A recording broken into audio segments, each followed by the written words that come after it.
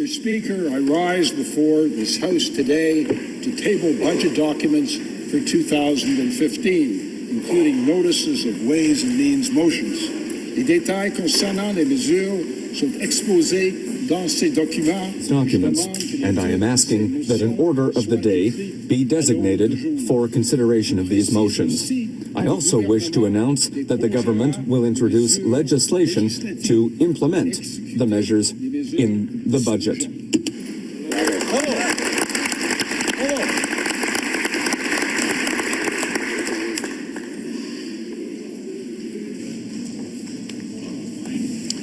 The Honourable Minister of Finance.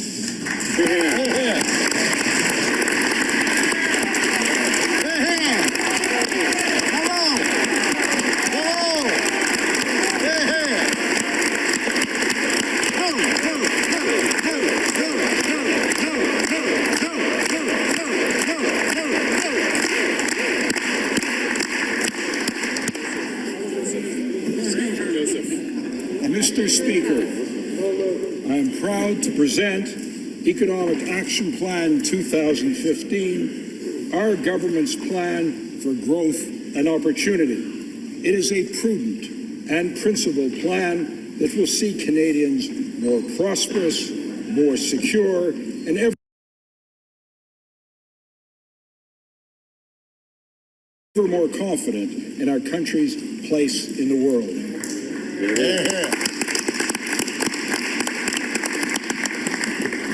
The story of Canada has always been the story of opportunity. Opportunity is what has drawn people here from around the world, generation after generation. It is what draws them still. Opportunity for themselves and for their families. The opportunity to work hard, dream big, and achieve those dreams. On a personal note, I will be forever grateful to my grandparents for their fateful decision to immigrate to Canada more than 100 years ago.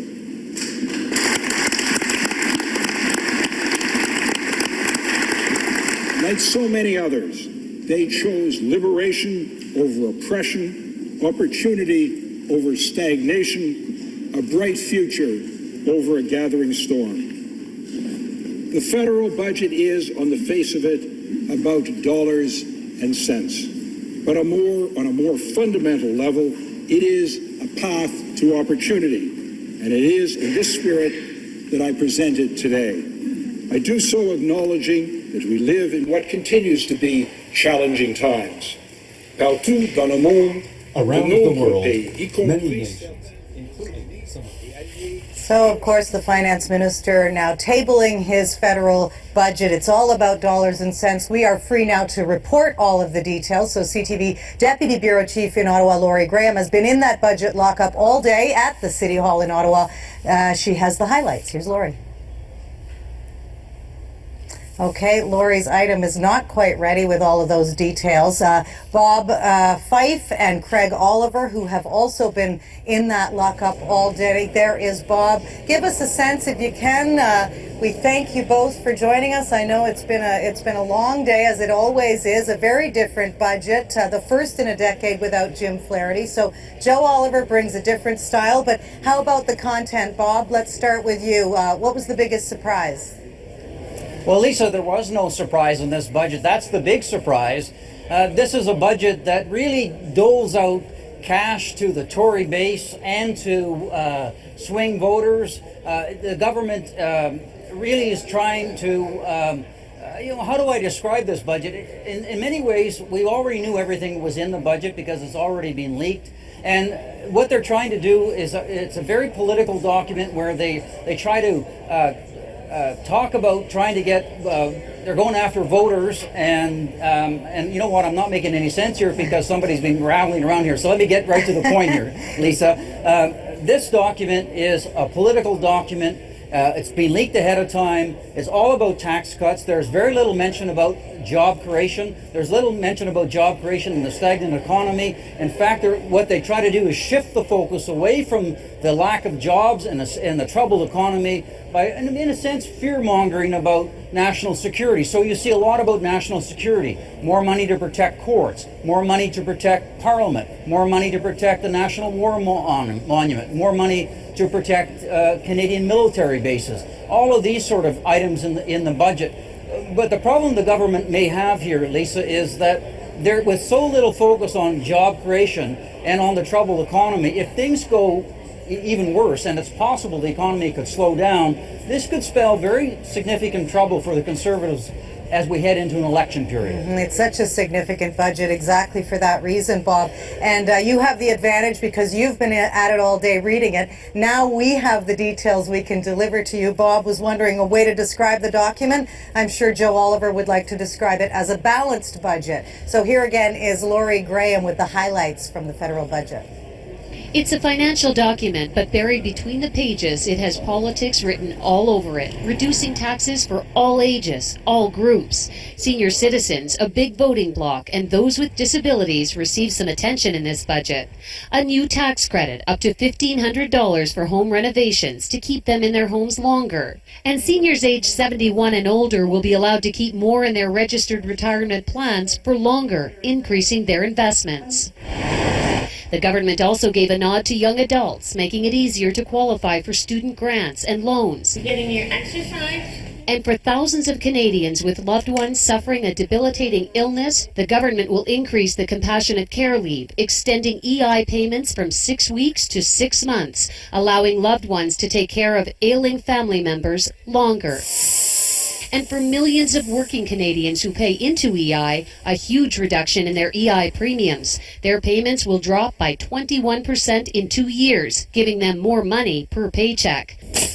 The government has been pushing Canada's private sector to create jobs and will now give business owners a boost, reducing small business taxes from 11% to 9% over the next 4 years, increasing support for young entrepreneurs, $14 million over 2 years, and $700 million over 3 years to support women entrepreneurs. And for Aboriginal youth who will be entering the job market at a rapid rate in the next decade, the government will contribute $50 million a year for the next 5 years for skills development. The government says keeping Canadians safe is a big priority, but it comes with a big price tag. Defense spending will increase by $12 billion over the next decade. Since the attacks in October, security around Parliament Hill has been beefed up, and the government will pump an extra $60 million over the next 3 years to improve security around Parliament Hill, and $27 million over 5 years to keep federal courts and Supreme Court safe. After 2 Canadian soldiers were killed, a number of others threatened, the government will now spend $23 million over 4 years to improve security on military bases. And almost $300 million over 5 years to increase resources within the RCMP, the Border Services Agency, and CSIS to counter terrorism. And the agency that oversees Canada's top spies will be topped up an extra $12.5 million over the next 5 years. The government has committed Canadian troops in the fight against ISIS in Iraq and Syria for another year. The price tag for that, $360 million. The Conservatives have been sharply criticized for ignoring the manufacturing sector, but today the automotive industry got a $100 million infusion.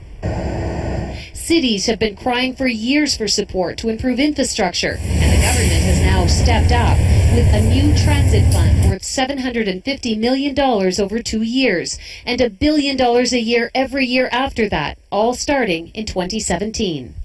The government balanced the budget and is projecting a surplus of $1.4 billion this year, but did that by draining $2 billion of the $3 billion contingency fund. Many of the promises won't kick in until after the fall election. So, what makes this economic document political? The Conservatives are essentially saying, you want the goodies? Vote for us. Lisa. All right, Lori Graham, that says it right there. Craig Oliver, I'm sure, has a lot to say also from sitting there all day reading the document. There it is, Craig. He's got a little bit for a lot of people. Doesn't leave the opposition much wriggle room to campaign on over the next 6 months. So tell me your thoughts on this budget, how important it is for the Harper government. Well, it is important to them, Lisa. They like to talk about an economic action plan, as you know, but this is basically an election campaign action plan. And it is curiously devoid of any really riveting theme. As Bob, my friend, was observing, there's nothing here about something as important as job cuts. If the economy really starts to go south, that'll be a big problem. They may have to bring in another budget at some point. They do sprinkle money on some deserving groups, the disabled, Aboriginal people, for instance, and especially the elderly. But none of that amounts to very much, and the idea is to try to warm up their image with viewers, because they know, the government, that the Prime Minister is a very polarizing figure, and that the government is regarded as being somewhat mean-spirited. Basically, with the focus being, as it is, all pretty much on budget cutting and security, this is a profoundly conservative document.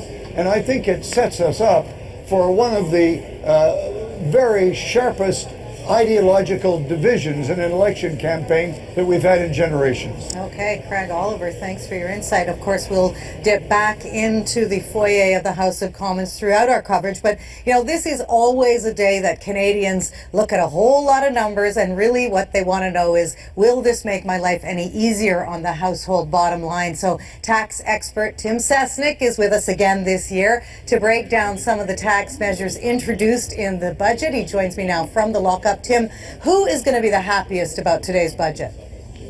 Well, you know what, Lisa? I think that the masses overall are going to be pretty happy with this budget. It was clearly a pre-election budget where something was offered to, I think, a lot of people, which is good. Seniors have got a couple of things in here. The general population will like the fact that tax-free savings accounts limits have been increased. So there's something for everybody in this budget. Okay, now a lot of Canadians have questions, though, obviously, about the budget and how it affects their bank account, including the Hallman family. We caught up with them in Canada, Ontario. Ian and Nancy Hallman have been together for 11 years. They're a two-income family, paying down a mortgage and raising a 10-year-old son. And Ian has a question about income splitting. Is it true that income splitting is really that? Is it true that the people that have a stay-at-home parent, or one parent that doesn't work or doesn't make very much, is able to have their taxes reduced accordingly? And if that's the case, why is that not being extended to everybody with just a broad-based tax cut? So, Tim, Ian raises such a good point there. A lot of Canadians are confused about whether or not they even qualify for this particular tax benefit. Well, you know, the income splitting is a real opportunity. That's shifting income from one family member to another, and it is a possibility. Now, before the budget, so last fall, the government did announce the family tax cut, which allows people to effectively shift up to $50,000 of income from one spouse to another to a maximum tax savings of $2,000 a year. That wasn't talked about in the budget. That was prior to the budget.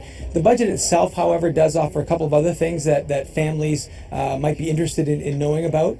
And I briefly talked about, for example, the tax-free savings account and the changes there. So this was introduced back in 2009, but we've been able to contribute about $5,500 annually to a tax-free savings account for the last couple of years. This budget actually increases that limit now to $10,000.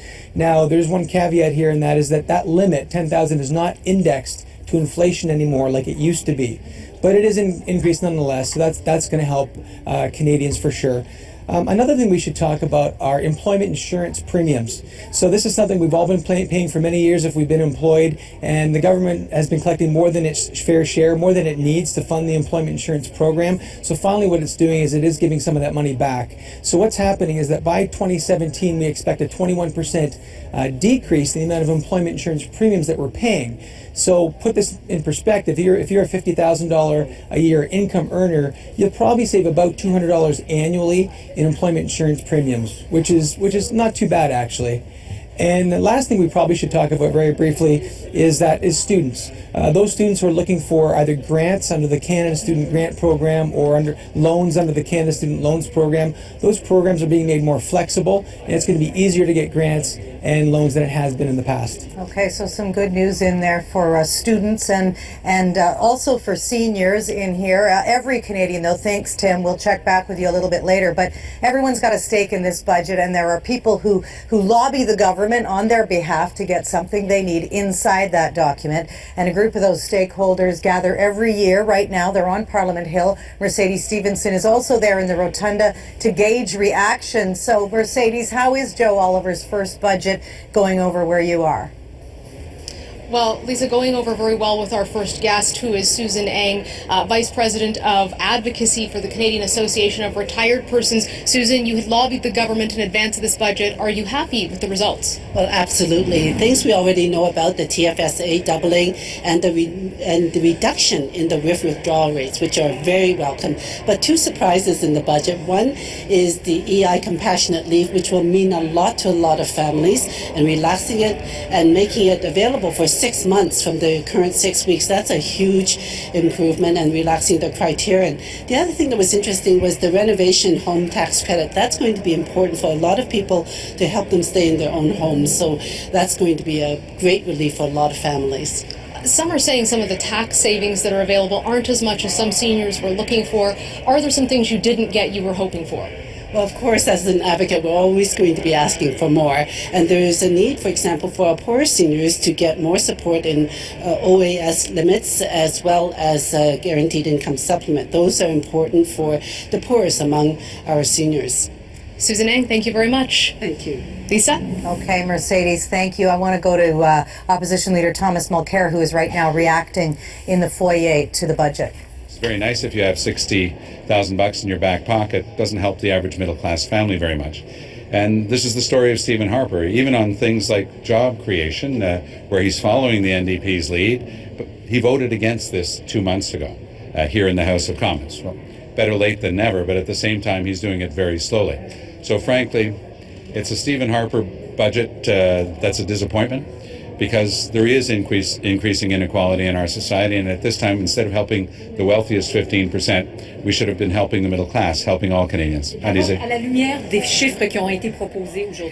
with the numbers that were proposed or presented today, does your company commit to... Okay, so that is Thomas Mulcair reacting to the budget, not surprisingly dismissive of it and focused on the middle class. He says the Conservative government is not.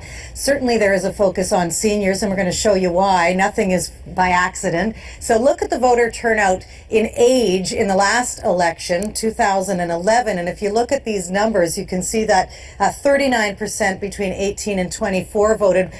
Between the ages of 45 and 54, 65. But look at how this jumps. Here may be a reason why seniors are the focus largely, and getting some good news in this federal budget 6 months before Election Day. And look who comes out and votes the highest numbers between 64 and 74. That's right in the wheelhouse, Patty, of the people that the government wants to get to help them be reelected. And, you know, we've often talked about getting jobs for our youth. If you look at our youth unemployment, it's at 13%. So maybe flexibility around the grants. It's not the education part that we have to worry about. It's actually getting the jobs. There's not much in here about getting the jobs. And look at those points in terms of how often are they voting.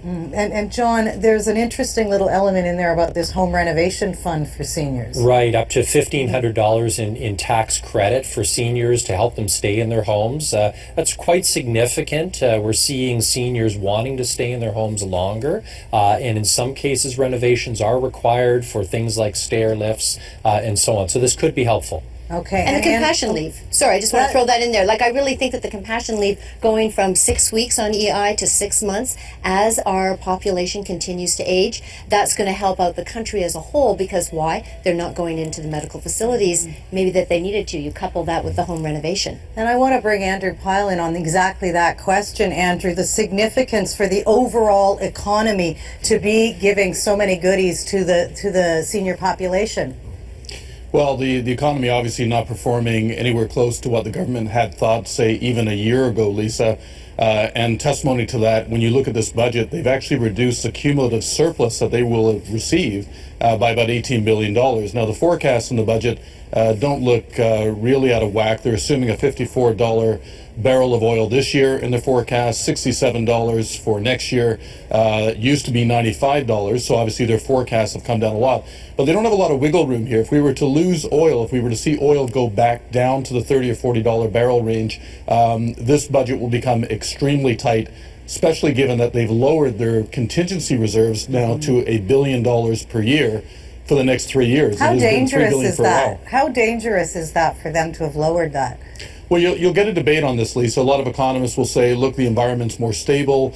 Finances have come back from obviously the worst point that we saw back in 2008, 2009. But you don't want to go into a period of economic uncertainty with less padding or less contingency than what we've been used to basically for the last decade. This has been a tradition almost to have that $3 billion mark, and a lot of advocates in Canada have been calling for that to be doubled to $6 billion. Well, now we have a budget that's gone the opposite way, and we're now down to $1 billion for the next 3 years. So it is a little dangerous, Lisa, if the economic conditions do not pan out the way the government feels. Very significant. And I want to bring Bob Fife and Craig Oliver, who are in the foyer, to comment on this also. Bob, that was always the big question, is what was going to happen to that $3 billion contingency, and now we know. It's like a scene from House of Cards here. Well, you know, in fact, Lisa, we would actually not have a razor-thin surplus of $1.4 billion if it wasn't for the fact that the minister raided the contingency fund, which is used for natural disasters, for example. He took that money from that contingency fund to pay down the deficit and to make it look like he had a surplus. But if we didn't have that, we would be in a much more we would be in a deficit situation. And to the whole point here is that if there is a downturn in the economy, and a lot of people think that's very, very possible given what's happening in China and around the world, we're going to be in some significant trouble here, and he's not going to have any extra money to be able to kickstart or pump it into the economy. Craig, do you think that that is just something that the government obviously is well prepared to fight through over the next 6 months, and in the meantime it allows them to have been able to dole out some money to a lot of different people who can benefit from this? Yeah, although not great amounts of money. And remember, an awful lot of this money is in the out years. For instance, I hope there's not a headline tomorrow saying $10 billion for Defense Department. The Defense Department needs it very badly. There isn't much at all for them here this year or next year. That's over a decade. Well, it may never happen. As for using the contingency fund, it is supposed to be used for an emergency only.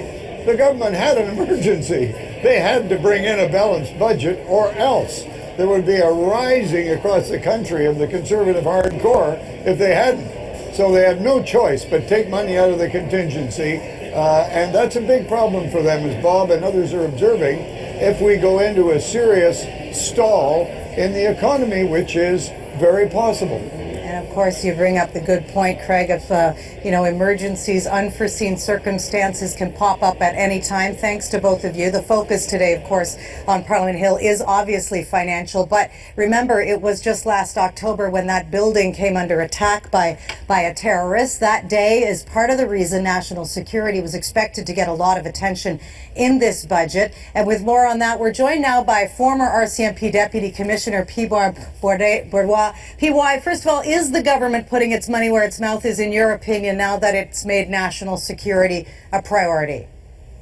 It obviously did because it's a substantial amount of money. The only concern I have, though, is that it's only on a short period. In law enforcement terms, 5 years is very short.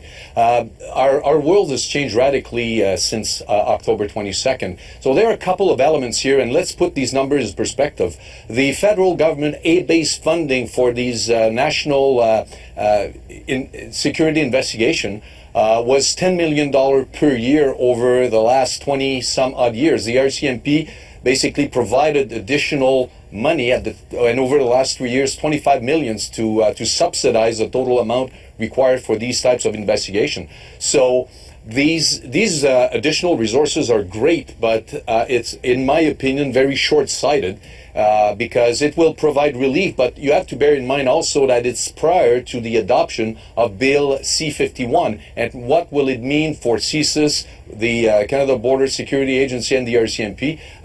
There's very emergencies that needs to be considered in relation to national security. And I just so that our viewers get a full sense of what you're saying, I want you to explain the reality on the ground for the RCMP officers who since October really have been reallocated to terrorism investigations and away from some of the things that they had been investigating prior. Correct, and the commissioner clearly stated that these actually reprofiled over 600 resources from organized crime investigation, financial crime investigations, and send them to work solely on national security investigations. So that had a major impact on the federal police agencies. You also have to bear in mind, Lisa, that part of the insets is also comprised of municipal and provincial police officers. So they will indirectly benefit from this additional funding, but again, on a very short period of time.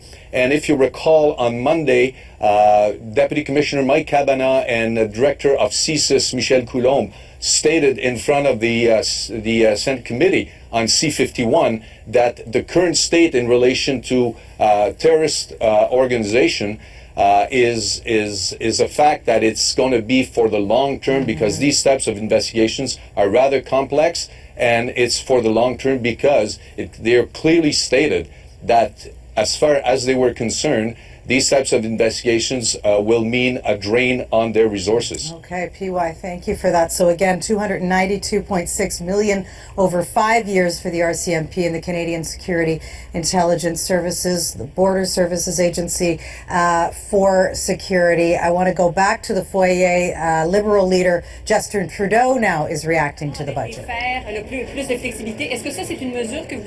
Is this a measure that you support? Yes, it's a nice measure. We would have rather looked to raise the retirement age or change the regulations. We'll listen to what seniors groups have to say about this measure, but I believe it's good.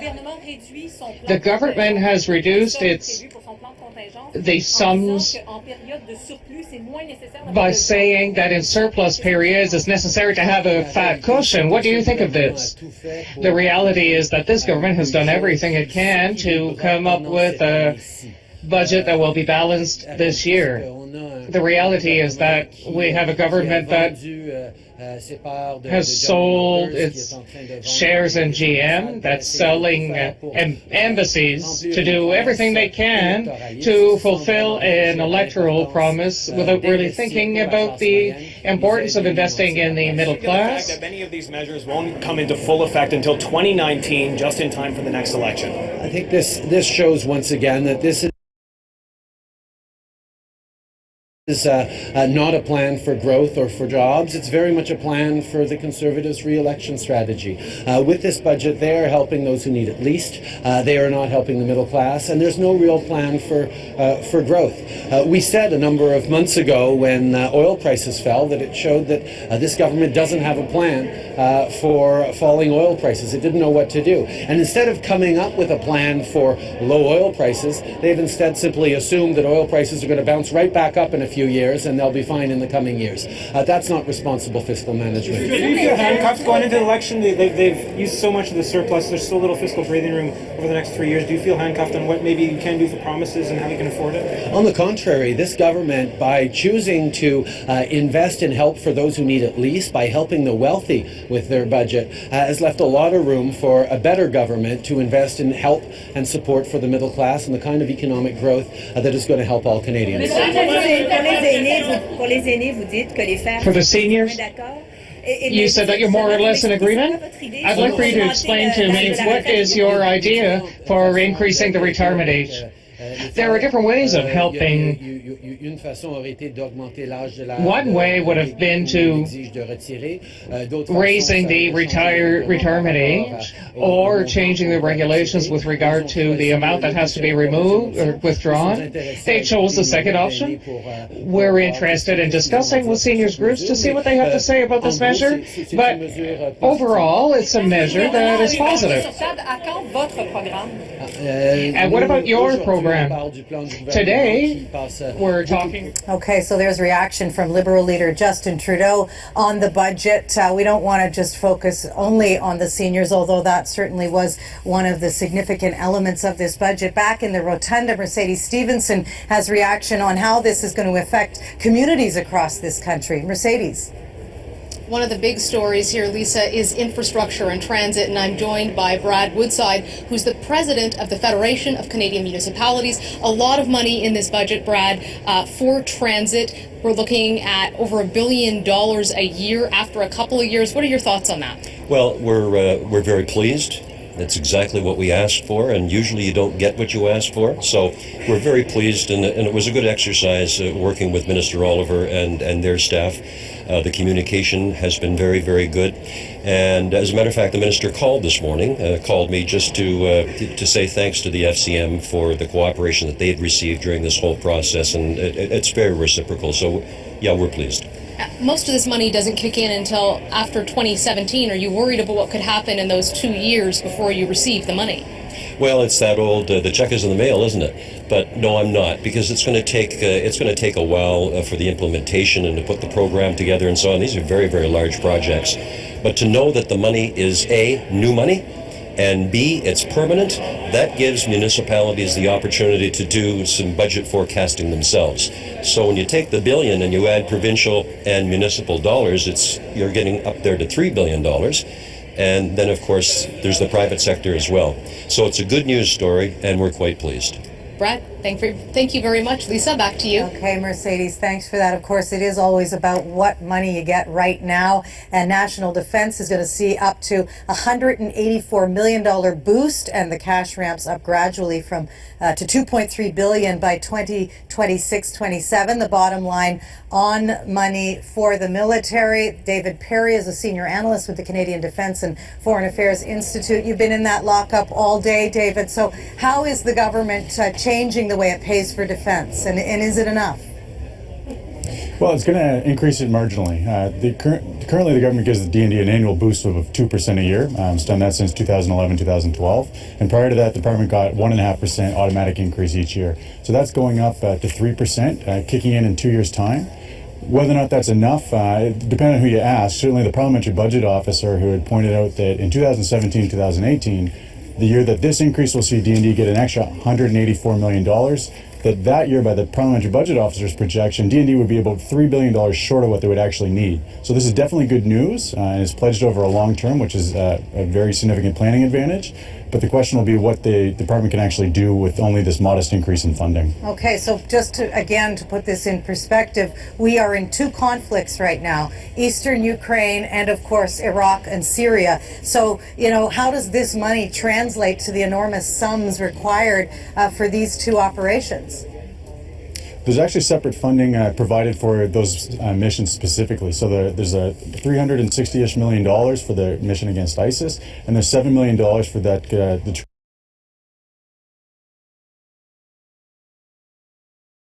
training mission in Ukraine that was just recently announced. So the government's actually providing some additional money in the short term, specifically for those operations, and this larger pledge over the long term has been deferred for 2 years. Okay, thank you, David Perry, in the lockup right now. Now, some of the measures in the budget are part of the Harper government's recent charm offensive, if we can call it that, aimed at winning back support from Canada's veterans. And for reaction, we have a very special guest with us today, retired Master Corporal Paul Franklin, Afghan veteran, double amputee, and an advocate for veterans' rights. He joins me now from Edmonton. And Paul, great to have you with us on the broadcast today. I know that you've worked so hard for so many other vets to try to get through all the paperwork and get those benefits. So give me your reaction to what you see in that budget today. There's good nuggets within the budget, but it seems to always just be a little piece extra. There's never quite enough for the disabled and serving soldiers. It just seems to be this little bit. We talked about national defense, and we need $3 billion more just to maintain what we have. Not $184 million. That's enough for gas and maybe a couple of tires. There's some huge challenges, and Veterans Affairs is the same thing. There's always seems to be little nuggets, but I think there's not a realization that we are at war, and because we are at war, there is going to be some expenses to what we have to do, and of course helping the veterans and helping their families. And you, of course, who had multiple tours in Afghanistan and such a rich history in the military, and we have covered so relentlessly the challenges that vets, and particularly injured vets, have faced, and now the transition to a new Veterans Affairs Minister. So give me your thoughts, or if you can, the psyche of injured vets right now, based on what the government has been trying to do over these months and right what has been perceived as so many wrongs. Well, we've had such a hard time over the last few years from the $1.3 billion that Fantino gave back to the government when our vets are screaming and our families are screaming for help, and there's suicides, one a month kind of thing. We need to address this and address it quickly. And sure, these little pieces are great, but it's never quite enough. And I don't want to be one to saying that we need more money. What we need is just the services that are required for us.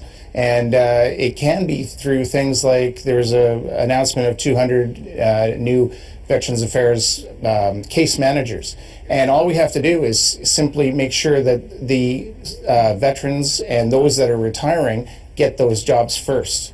Priority hire is a huge deal for veterans, and we would love to have those jobs, but many non-commissioned officers don't have a degree or maybe don't speak French, and so they're just nullified from ever being hired. So sure, great, we have 200 new people, but where is the next piece? Where can our vets go to get work? A lot of people don't want to go back to school, they just want to go back to work.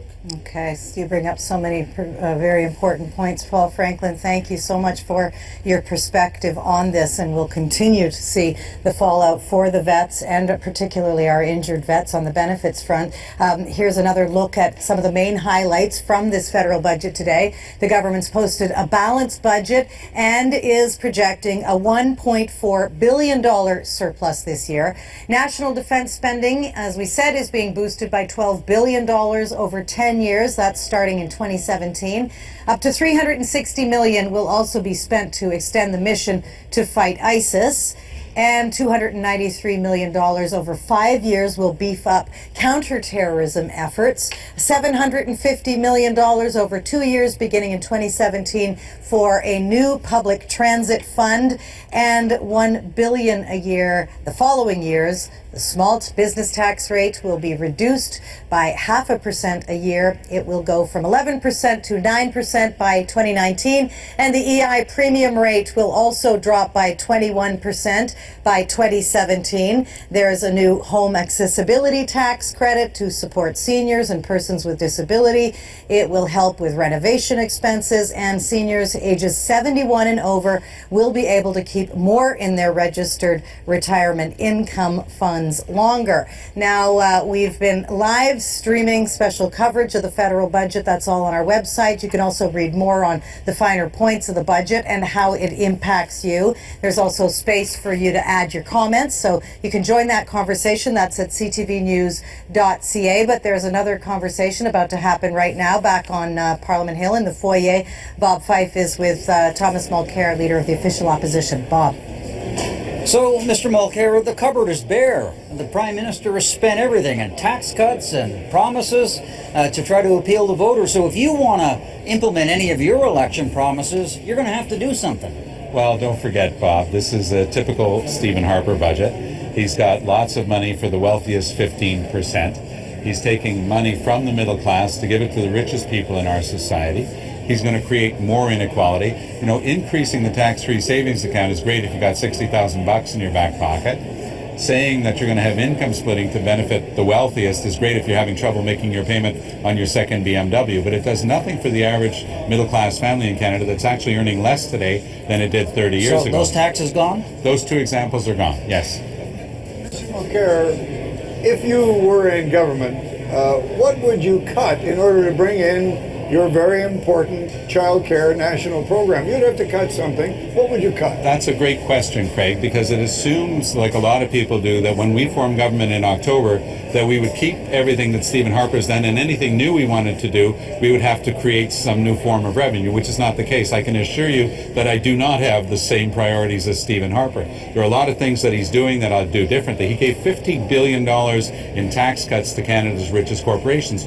Our corporations pay the lowest rates in the G7. We're going to bring that back closer to the G7 average by getting rid of the income splitting scheme that provides billions of dollars to take care of a plan like our $15 a day child care plan that we will bring in across the country. You know, it's the best moment in my political career because all my adversaries, conservative and liberals, for 30 years have promised childcare. They just haven't gotten it done. So it's hard for them to criticize the NDP plan, but we'll get it done. The Liberals did away with the federal minimum wage in '96. We're going to bring back a $15 an hour federal minimum wage.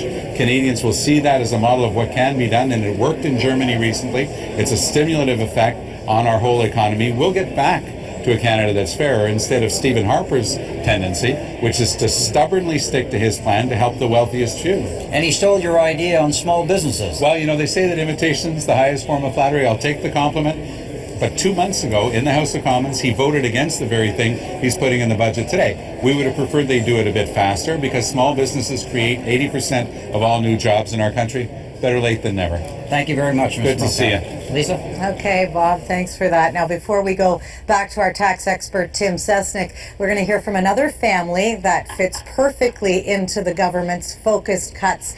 They have a question, Tim, that we're going to get you to answer. These are the Rempels in Edmonton. Mick Rempel is 71 years old. His wife, Bernice, is 70. They've raised 2 kids together who are now grown. Both Bernice and Mick are retired, and both are caregivers looking after Bernice's 95-year-old mother. So here's the question about RRSPs.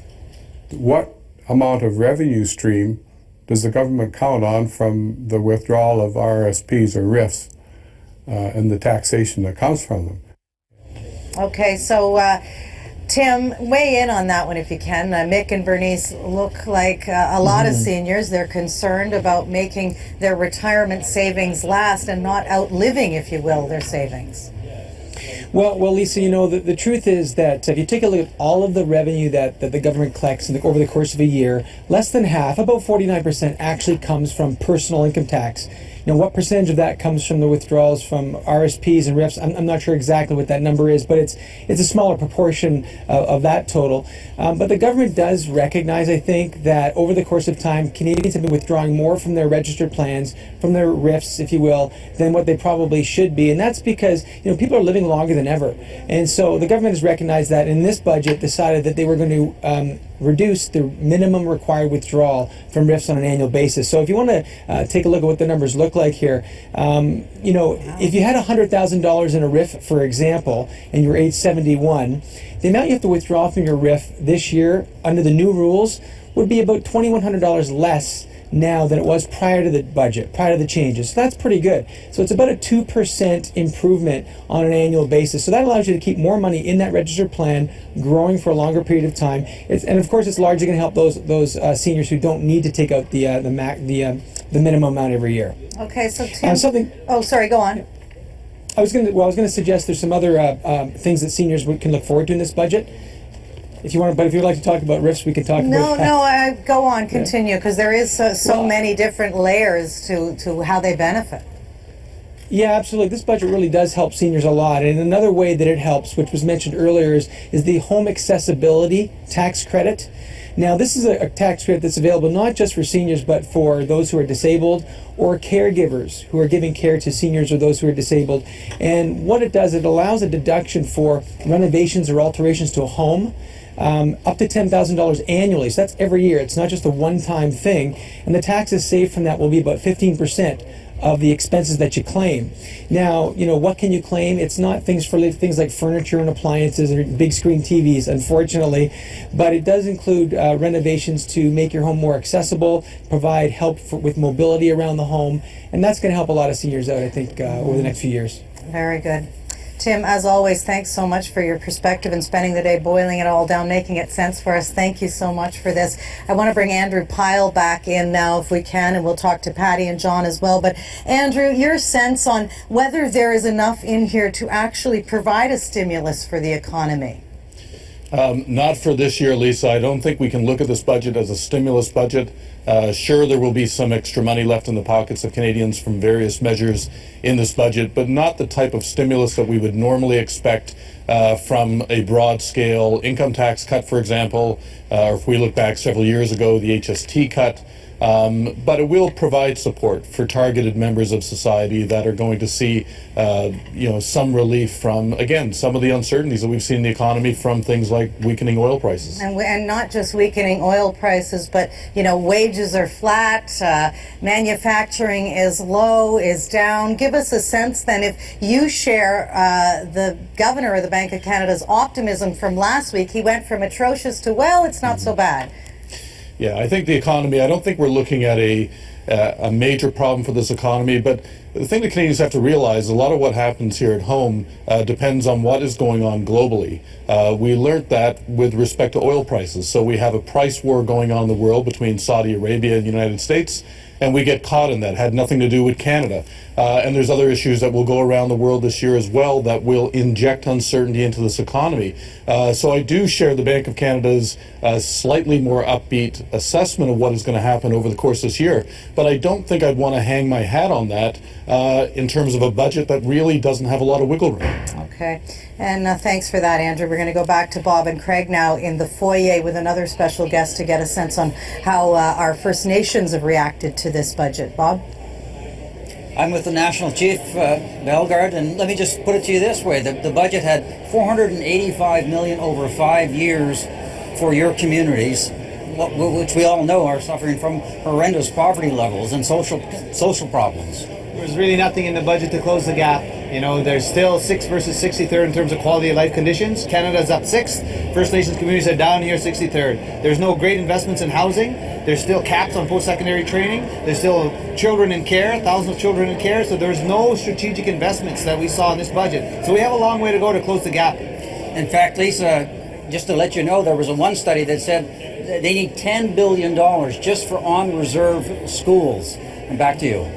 Okay, yes, we've seen so much negative evidence of that, Bob. Thanks for this. Now, one of the things that seemed to be not so prominent in this budget was significant measures on the environment. Dale Marshall is with the organization Environmental Defense. First of all, Dale, tell us what is in that budget that you feel strongly about, or is it missing the mark? Well, to be honest, Lisa, we weren't allowed to go into the lockup. So I was only able to look at the environmental measures based on your reporting and other things that have come through the media. So I don't have any in-depth analysis of what's in there. I mean, I did see that there's a transit fund that's going to take a couple years to deliver. But other than that, I don't really have a good sense of what's in there or what the details would be. I know what we wanted to see in there, but it's hard for me to know right now what was in there. Okay. Well, Dale, we'll drill down on that. You're suggesting that environmentalists were not allowed in that lockup. We'll have to do a little investigation on that and determine what the case is there and a better sense on what is in there for the environment. We have so many people that want to obviously have a say in this. So, Dale, we thank you. We're going to go back to the Rotunda. Mercedes Stevenson standing by again to talk more about how this impacts the manufacturing in this country. Manufacturing and business, a big story in this budget, including the 2% cut to tax rates for small businesses. I have with me Perrin Beatty, who is the president and CEO of the Canadian Chamber of Commerce. Your reaction to the budget? No surprises here. What's there is basically positive. But I think what we need now is a real focus on competitiveness. How do we ensure that Canadian business can compete and win in the global economy? Thank you very much. A quick but good answer there. Certainly a lot of Canadian businesses, Lisa, happy with this budget.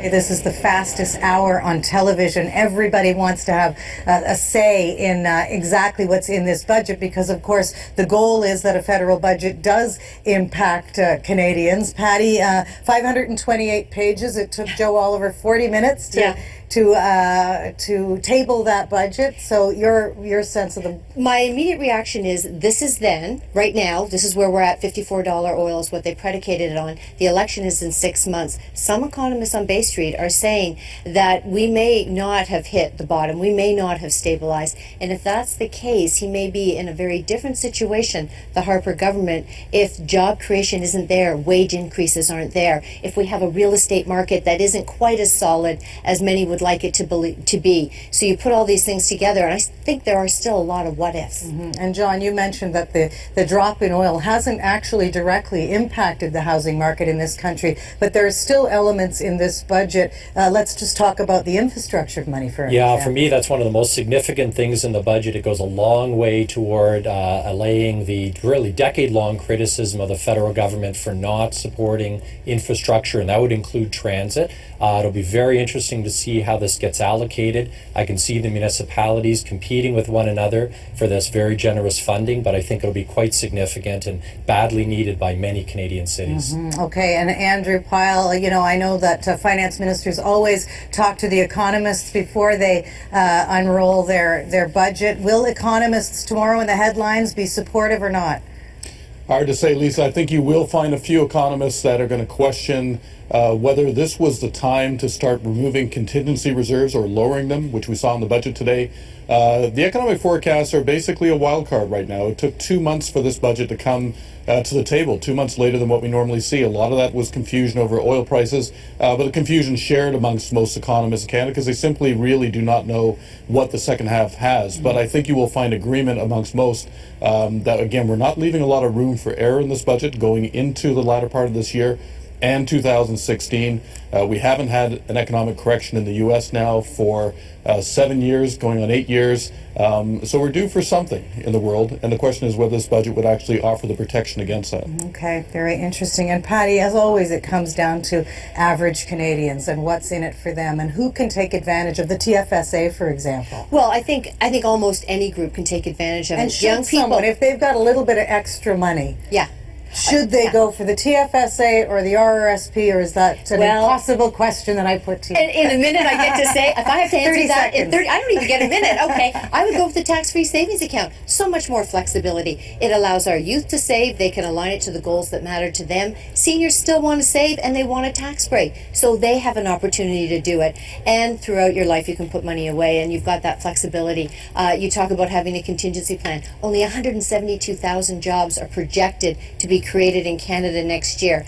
I think the unemployment rate is going to edge higher. And if you have money in that tax-free savings account, you've got a little more flexibility to get through the rough spots. See, those are exactly the stats that are very bad news for your world in the housing market. Right, although the TFSA is a great vehicle for saving for your first home. So I'm encouraged to see that increase in the limit. And interesting, just very quickly, John, the shift, since we've talked so much about seniors in this last hour, but the shift for seniors who aren't actually downsizing, but they're still moving. Absolutely. I mean, it used to be that you would sell that suburban home and you would start renting an apartment. We're finding now people are buying condominiums, for example, and they're putting as much money into the condo as they got from the sale of their family home. They want to live well, longer. All right, thanks and nice. to all of our guests. That concludes our live coverage of the 2015 federal budget.